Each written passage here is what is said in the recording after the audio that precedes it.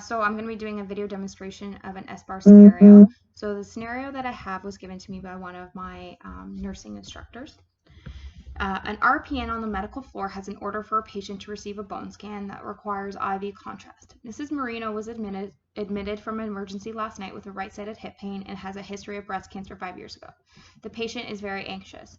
The patient mentioned to you last time she had an allergic reaction to the contrast. She states to you that she experienced difficulty breathing during her last scan. The ordering physician needs to be called to clarify this order.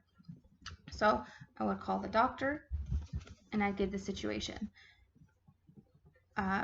Good evening, Dr. Bones. This is Jerica from the medical floor calling about Jane Doe in room 281. I'm just wanting to clarify about the bone scan order. Background. Mrs. Doe was admitted last night with right hip pain. She has a history of breast cancer 5 years ago. She had an allergic reaction to her last bone scan with difficulty breathing. Assessment. Her temperature is 37.4 degrees. Her pulse is 72. Her respirations are 18. Her blood pressure is 120/80. Her O2 sats are 99%, and her hip pain is 9 out of 10. She's also experiencing anxiety over having this scan. Recommendation.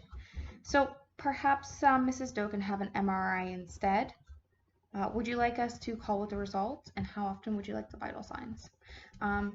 Now, not every doctor will want you to give a recommendation. They might want to come up with it themselves, but it's always good to have a recommendation on hand just so you can better advocate for your patient.